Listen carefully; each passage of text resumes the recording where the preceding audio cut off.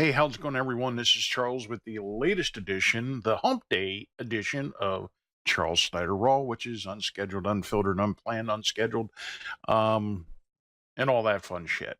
And usually, I'm talking about challenges that I'm facing in business, solutions that I find, um, new technologies, old questions. Um, Pretty much you name it, I talk about a little bit of anything, and sometimes I don't really um, have a clear cut idea what I want to talk about today because I do these videos Monday through Friday every single day, trying to get these videos out. And today, for lack of a better idea, spent half the day planning my trip to the Philippines in a couple weeks, end of July, and I realized how late it was getting, and I still hadn't done my video. So I went to my fallback, which is Quora. I've been getting a lot of questions from Quora. Been getting it from some of the other social media sites and stuff that we're on, but Quora just seems to send us a lot of questions. So today I'm answering this question from Devin, who asked, what is the best way to market a book online? Well, the best way to market a book online is know your audience. Who's your audience? Who is the book aimed at?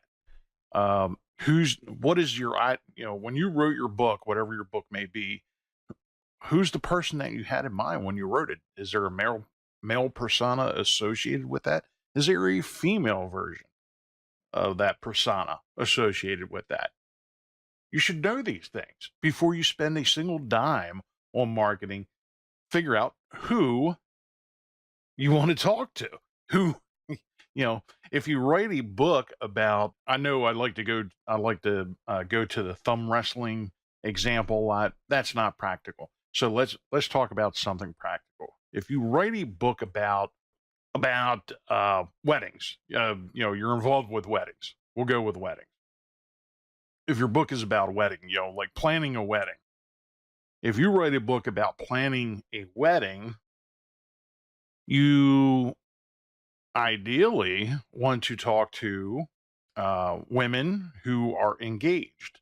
And, mostly, I guess today the statistics are that most of them are, in their mid to late 20s into the 30s or even their 40s.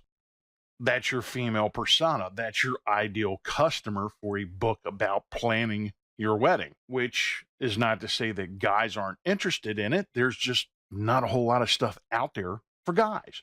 So if you want to market a book about wedding planning to guys, maybe you could put a spin on it that actually, says, hey, be more than just a groom who just shows up. Or something like that. The whole moral of that story is know who your potential audience is, and then market to them. Market to them on Facebook, Instagram, maybe not so much LinkedIn, but Twitter, definitely YouTube. Video is huge. That's how you market online.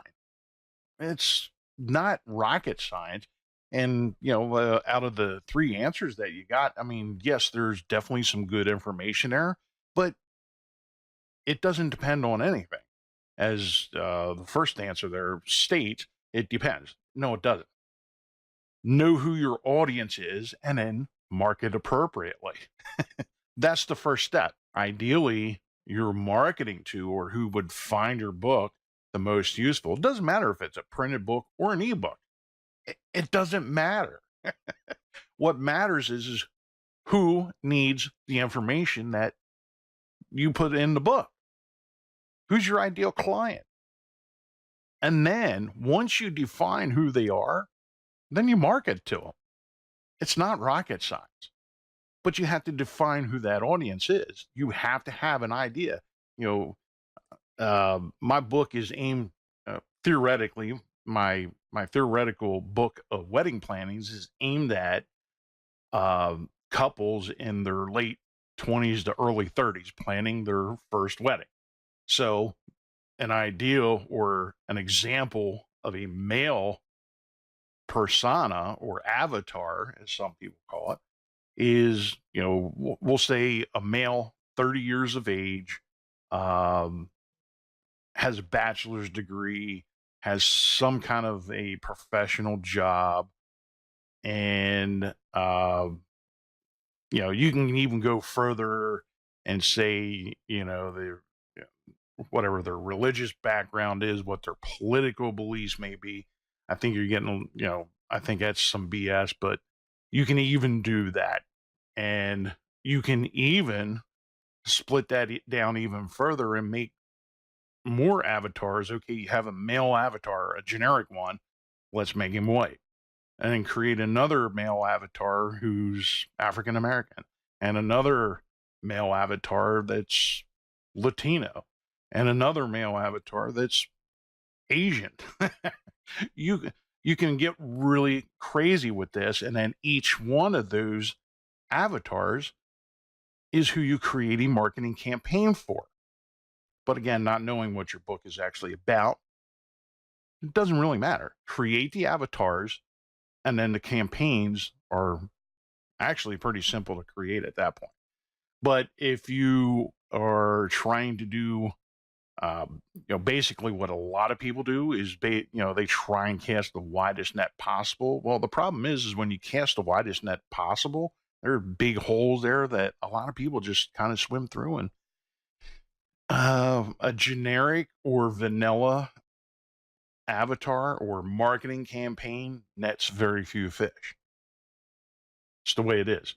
If you want to be really successful, figure out who your avatar is, figure out, a couple variations about it, of those avatars, male and female, and market to those groups individually. So figure out a persona. It really depends on who your who's your ideal customer, and then break it down by that to groups that people identify with. Because if they can identify with your product, they're much more likely to buy. That's marketing in a nutshell. It's all about human relations.